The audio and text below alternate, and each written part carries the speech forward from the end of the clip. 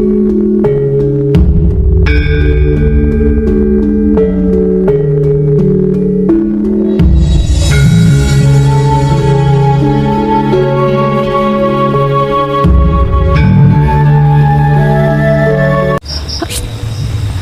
spiritualnya, Mas. Apapun yang sudah dimiliki jangan dijadikan alasan untuk berhenti berspiritual.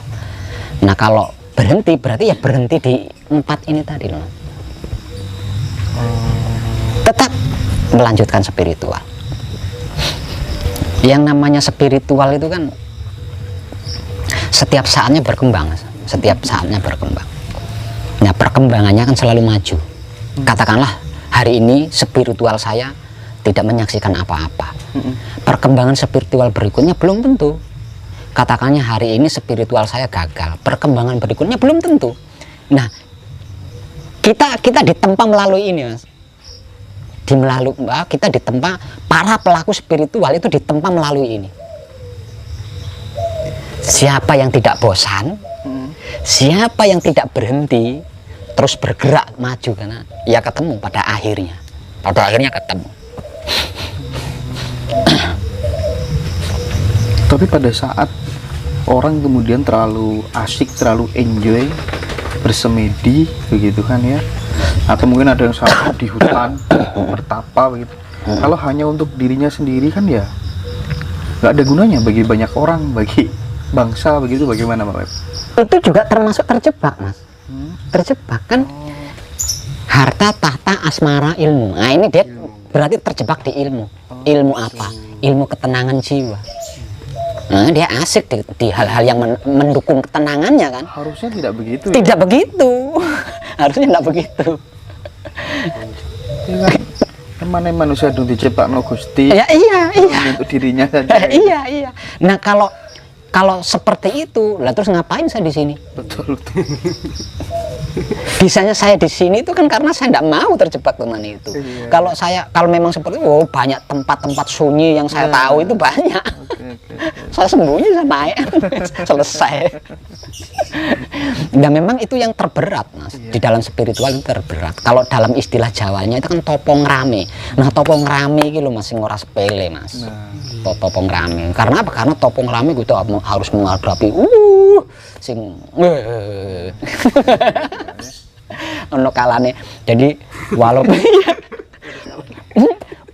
bukan berarti saya sudah tidak punya jengkel, saya sudah tidak punya tersinggung, itu tidak normal, Mas. Saya iya punya marah, punya tersinggung, punya orang enak, tapi saya mampu menetralisir itu tok. Sama. Yo ono kalane ngaceng bareng ono, tapi kan saya mampu. Topong rame itu ya. Namanya topong rame. Uang wis mepet, arek-arek butuh mangan. Nah, ini luar dari mana? Nah, gitu ya, ini tempaannya, Mas. Ini tempaannya.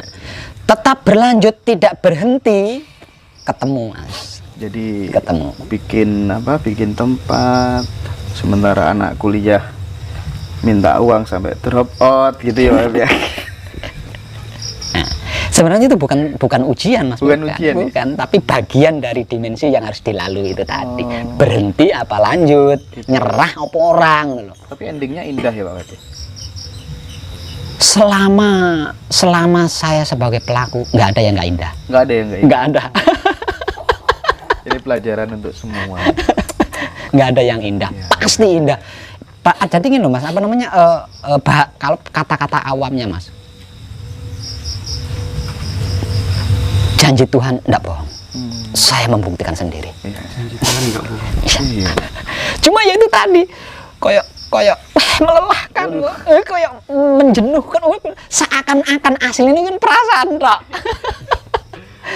Hanya seakan-akan. Yang namanya seakan-akan kan enggak beneran tuh, Mas.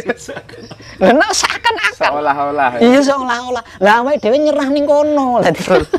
Banyak orang nyerah di situ memang. Padahal itu cuma seakan-akan, seolah-olah. Artinya nggak beneran, Mas. Nggak beneran.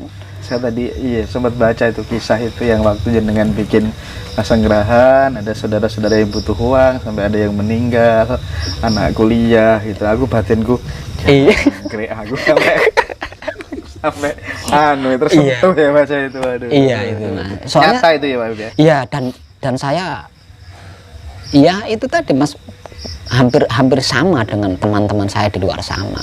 Hampir nyerah. Hampir nyerah. Yo wis jenenge menungso ngalami koyo ngono. Sapa sih Mas? Iya. Tapi karena saya sudah berulang-ulang kali membuktikan janji Tuhan itu tidak meleset, tidak bohong, saya berusaha bertahan di situ. Saya berusaha bertahan. Pak Wib, saya termasuk pribadi juga yang senang kalau ada orang-orang yang pinter apa gitu. Cuman bukan kasekten, saya senangnya yang kebatinan. Kalau itu di mana tak kewajar di mana-mana. Itu karena memang hobi aja Pak Wib. Nah, dari sekian banyak orang yang saya temui itu, yang saya jadikan pegangan Pak Wib, ketika kemudian kita tidak berguru kepada manusia Pak Wib, berguru kepada guru yang bagus, tulus, tanpa cacat. Dan itu saya maknai sebagai sedulur sejati yang ada di dalam diri kita. Nah, ingin saya tanyakan, bagaimana sebenarnya mekanisme atau cara untuk membangkitkan potensi sedulur 4 kali mau pancer itu dalam diri manusia Pak? Ini rata tahu penjelasannya, enggak apa-apa. Enggak apa-apa.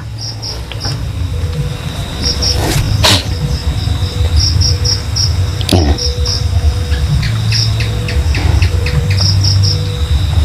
Sek.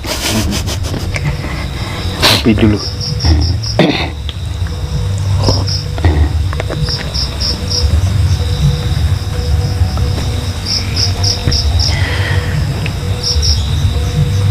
Bisa dikatakan 95%, ya, bisa dikatakan 95%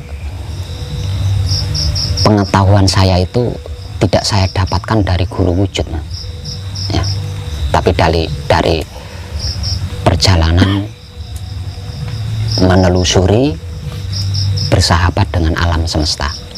Itu 95%-nya seperti itu. Nah, di sini saya masuk ke pembicaraan sakral, masuk di dalam pembicaraan sakral. Kalau kamu ingin masuk ke alam tenang, ada 4 cara. Nah, 4 cara ini masing-masing memiliki teknik sendiri-sendiri. Nah, 4 cara itu apa? 4 cara itu, 1, kamu harus bisa membawa diri. Kamu harus bisa membawa diri, 1. Yang kedua, kamu harus bisa menempatkan diri.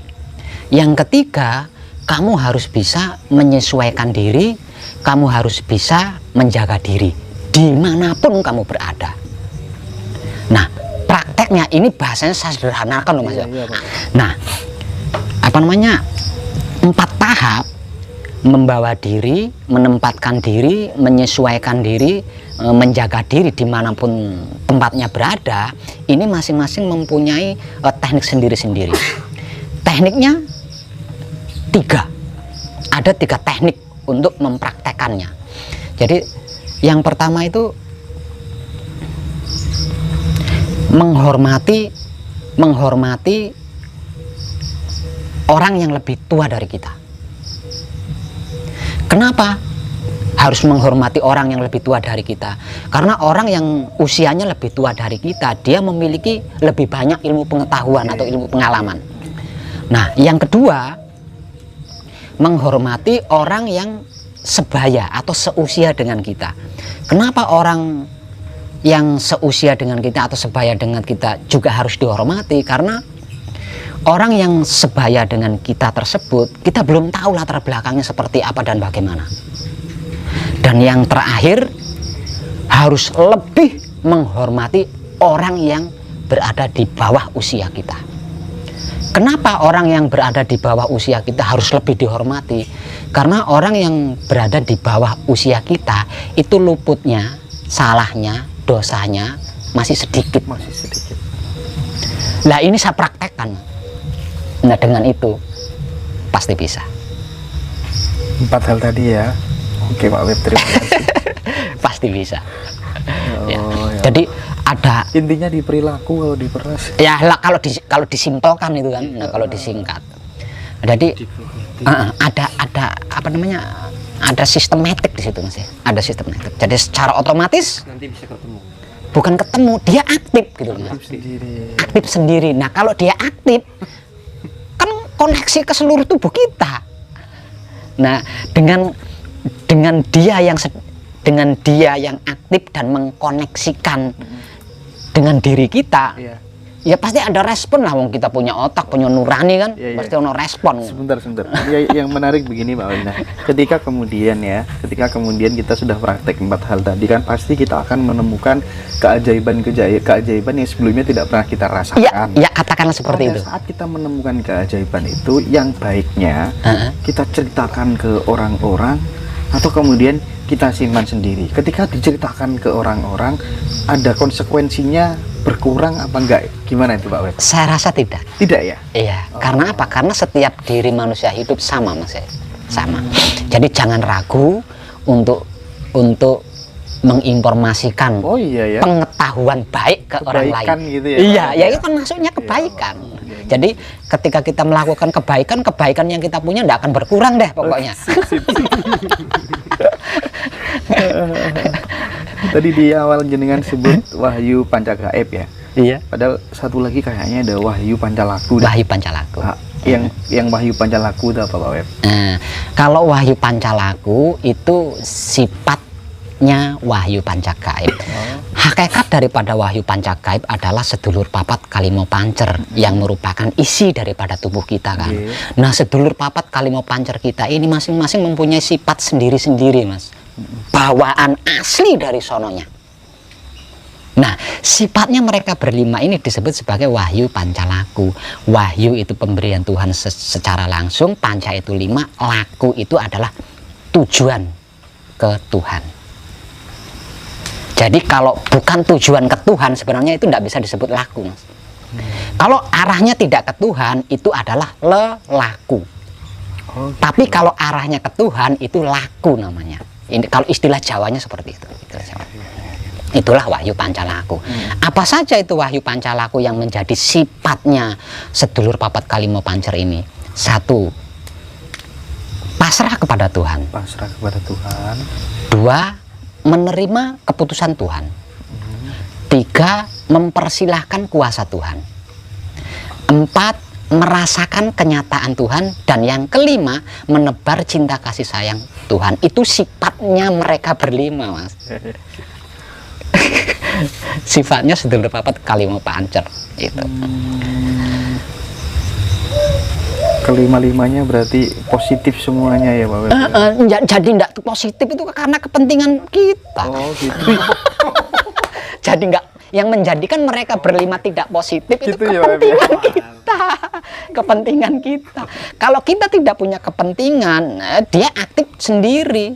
Jadi semakin banyak kepentingan kita, semakin redup Walah.